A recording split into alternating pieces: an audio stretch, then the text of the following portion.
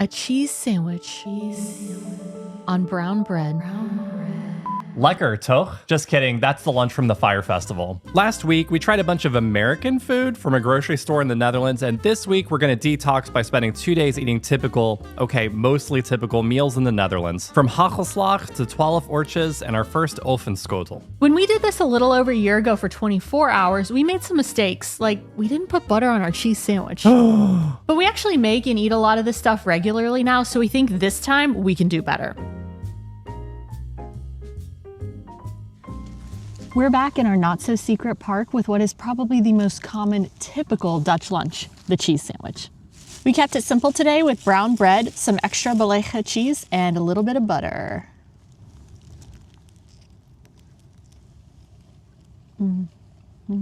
Dutch people often bring these for lunch. Sometimes in the bag the bread came in, maybe even 2 or 3 of them. And you'll often see some people walking out of a grocery store with a big loaf of bread and a package of cheese, and that's their lunch for the day. This is probably one of the most Dutch things that we've started doing since we moved here. We'll pack this sandwich when we have a long train ride, or sometimes we'll make it at home when we want something that's really simple.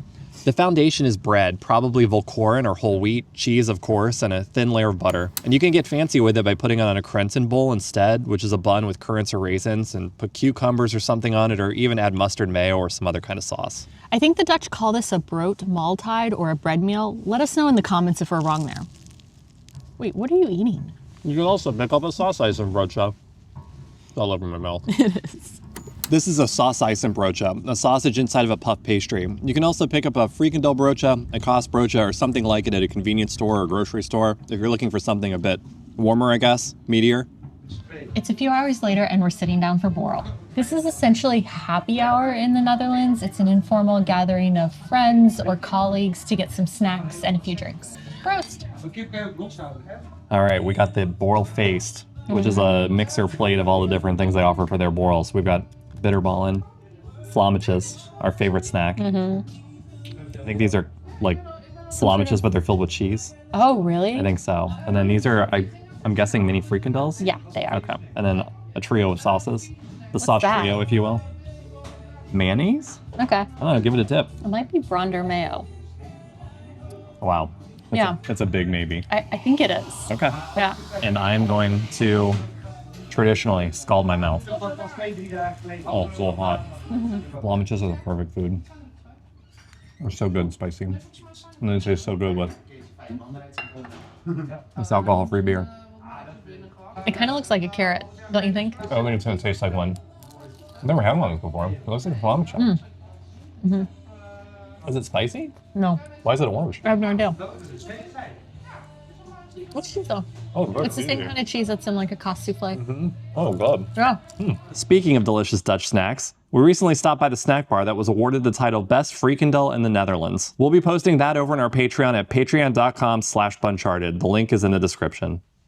It's dinner time, or avondeten, and in the Netherlands, dinner tends to be simple yet hearty, and traditionally, it's the warm meal of the day. In our first Eating Dutch Food for 24 Hours video, we made an AVG dinner, which is aardappelen, vlees or vis, and groenten, which is potatoes, meat or fish, and vegetables, and that mix is a pretty traditional Dutch dinner. And tonight we're making stamppot, which I think follows the same philosophy because it is potatoes, vegetables, and meat. Stamppot can be made a few different ways, but tonight we're making ours with kale. Dump the whole bag in. The whole there bag. You go. So in our last video where we made this, someone told me to weigh the kale down. You put in the kale first, and then you add the potatoes, and it's supposed to push it down to the bottom. We'll see. That's a good tip. Well, we have an entire video about stamppot, so check that out if you want to learn more about the different kinds of stamppot or see us make some very strange stamppots. The key to stamppot is the stamping or the stomping. Get your leg up on the counter, Michelle. Really put it all in. Put your back into Put your it. back into it. Yeah, that's the saying. You turn the stove on. Oh, did I? Oh, God. No. We made our stamppot with hema rookworst, a side of grove mustard, and mixed some curry spice into our mash. By the way, thank you so much to everyone who submitted their tips to us for how you spice up your stamppot on our Instagram. I think the amount of responses that we got when we posted that just shows you how beloved stamppot is here in the Netherlands. So what am I supposed to expect with this mustard? Oh, you also put chives on it. Yeah. What am I supposed to expect with this mustard? I actually have no idea. I've never tried it before. Okay. Well, I'm just going to try the stamppot like original, and then I'll try it with a little bit of mustard. OG. Yeah. All right. Here we go. Oh, you're not going to cheers me. I dripped it. Oh. Oh my God. The kale or the curry. The curry. At first, I thought I couldn't taste it. And then it just like, it comes in a little bit. It's not very strong. It just adds a nice little depth of flavor. I will say, stamppot in general, love the crunch of the kale and the mash and the little bit of kale flavor that goes in there because kale is normally such a bitter vegetable. You feel healthy? I just like, you're eating so much kale. Yeah. It's a whole bag of kale. You really are. What is Grove mustard? I don't know. It just looks like it's really coarse, seedy mustard. So it's not the brand? No, it's not the brand. Okay. You get a bit of texture. Oh, wow. And a bit of horseradish. Do you not like it? No, I do like it. It's very tangy. Neither of us are wearing microphones. Oh, that's okay. That's because of this. Yeah. All right. I think it's almost time for dessert. This is Fla Flip, which is a simple and very light dessert, especially compared to maybe some of the desserts you might find in the US. I think something like this might be served on top of a brownie in the US. And maybe some whipped cream too. Yeah, and some ice cream. Oh my God, ice cream too? And chocolate syrup. So to make Fla Flip, you take 3 ingredients. You take fla, which is pudding in the United States, although when we've said it's pudding before in the video without saying it's pudding in the United States, people say it's not pudding here, which totally fair point. There's also yogurt.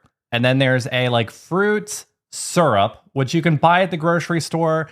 We don't like it because it has sucralose in it. So normally we actually use fresh fruit, but for this, Michelle made a like fruit syrup on her own, which I'm excited to try. I'm so excited. And of course, you can also buy Fla Flip pre-packaged entirely at the grocery store with all 3 of the ingredients pre-mixed. But again, it's got that sucralose in it. Oh my God, a big bite. I'm not cheers. Okay, we just drip gravy on the floor. It is really so good. It's so good. Oh, the compote's great. I love the taste of the fla with the yogurt. The yogurt is so delicious because it's plain yogurt. I don't know if we mentioned that, but that's what you want to get because it's really tart. All right, y'all. Hold on. That's a wrap on day 1. Am I going down too? Nope. You stay there. Okay. You say, we'll see you tomorrow in the morning for breakfast. We'll see you tomorrow morning for breakfast.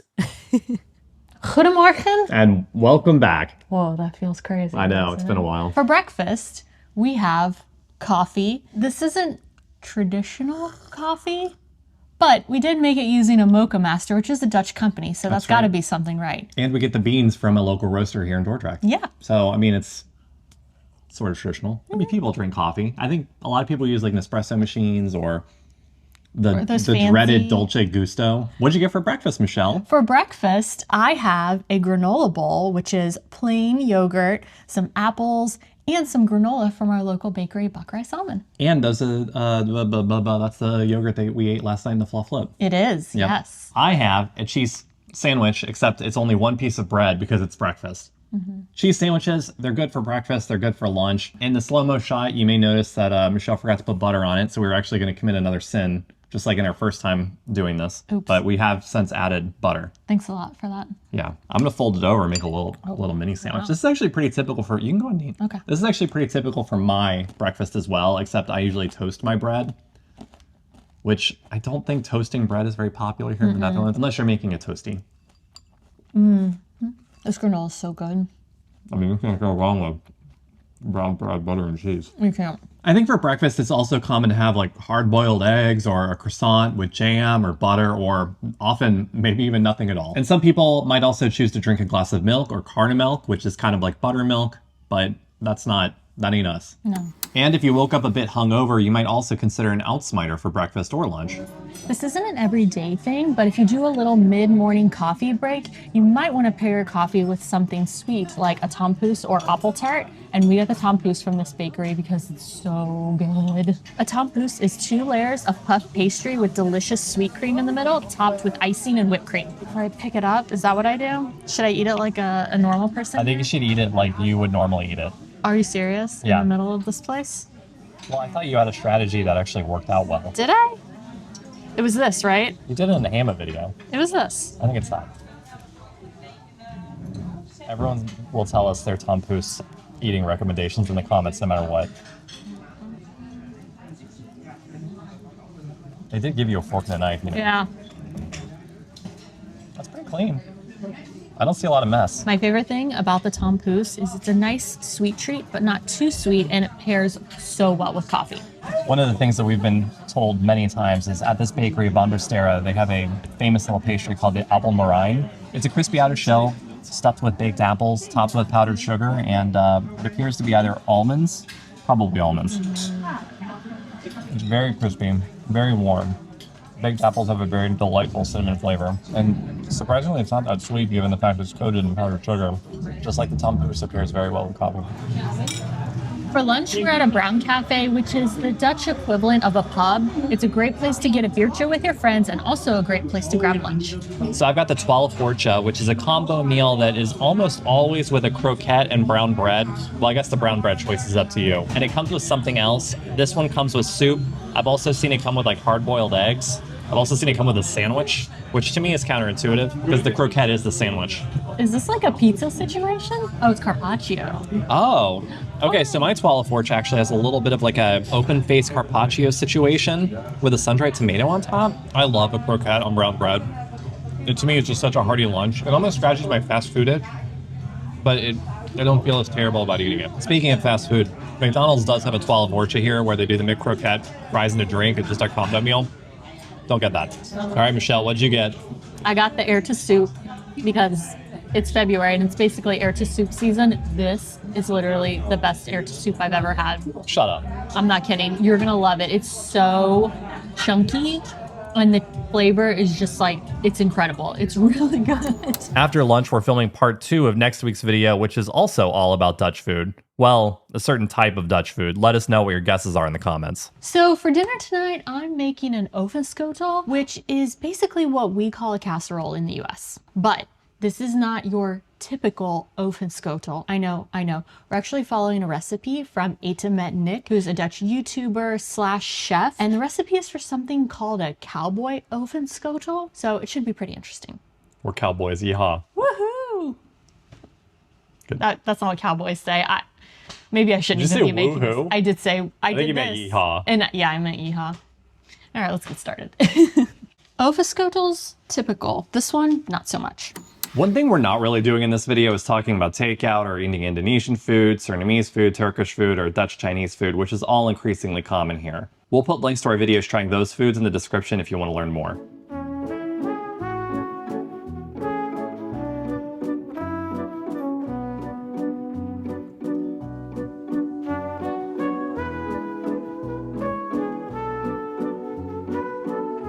All right, we've come quite a long way. So we've sauteed some onions. We've added the ground beef. We've got some corn in there. We've got some sour cream, some cheese, some milk. And now it's time to add what I think will make it Cowboy. This is a smoky, spicy hot sauce from heatsupply.nl. And I am extremely excited about this. Why? Because I think it's going to be delicious. Because it won Hot Sauce of the Year in the Netherlands in 2024. Also that. Wow, why didn't your mouth move during that? That's crazy. Well, that's really smoky. Well, that made me salivate. That's spicy. Oof. Yum. Okay. It's a hot sauce made in the Netherlands. Look at that. Can you believe it? I can't. Nick was generous with his hot sauce. As should we. Yeah, so I think he went a little like, whew. Oh, hell yeah. That was it. That was almost, if you look at the video, it looks exactly the same. It doesn't look like much right now. No, it doesn't. I'm sure it's going to taste great, though. By the way, we recently filmed a Hot Ones ripoff video using hot sauces made in the Netherlands. And if you want to watch that video, it's over on our second channel, and I'll put a link in the description to the video. Oh my God, you actually did it. I thought the cap was on. No. Here we go. Ooh. See you in 45 minutes. You know what we have to do now? What? Make the salad? Toss the salad? What do we do when there's a large amount of time that needs to Oh, pass? yeah. Cock swipe. All right, well, what do you think? I haven't tried it yet, but it looks delicious. The cheese on top is all golden brown. It smells really nice. There's only one thing left to do. Just to try it. Cheers. Cheers. That's so cringe when we do that. Oh, wow. It definitely has the cowboy flavor.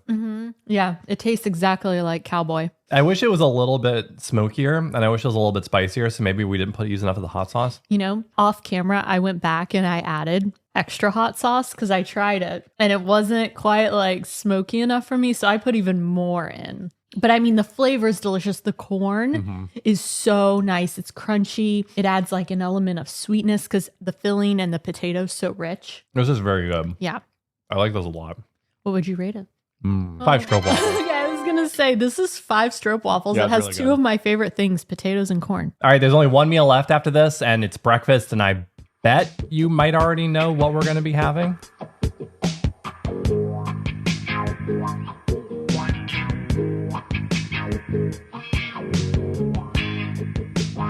Every time we eat this in a video, we get a ton of comments telling us that we're eating it wrong, no matter how we eat it. So I think y'all have very specific preferences for your hagelslag. I did try to get it right this time. So we've got the dark chocolate sprinkles on top of white casino bread, which is controversial, but apparently important for hagelslag. Oh. And butter. Cheers. Oh, you have peanut butter in yours. I'm trying something completely different. Which has also been recommended. That I've always wanted to try. It's pindakaas with the hagelslag. And I love chocolate and peanut butter together, so I'm very excited to try it. You know what? I'm coming around to it. I am too. It's actually pretty good. Mine is actually really good. The pindakaas isn't sweet. It's like the natural one. So it's like a little salty and textured. And then this hagelslag isn't too sweet either. Not sweet at all. Yeah. It's a nice combination. Y'all, we are so close to 30,000 subscribers on YouTube. So if you haven't already, please click that subscribe button. We make all different kinds of videos in the Netherlands, visiting cities, trying food. So if you like this video, you're probably gonna like it here. If you want to see us complete a eating Dutch food for 24 or 48 hours video, but only eating vegetarian, give this video a like because we typically only eat vegetarian at home. And I think that might be a fun little challenge. Yeah, it'd be fun. As always, thank you so much for watching and we'll see you all next week. Ta-da!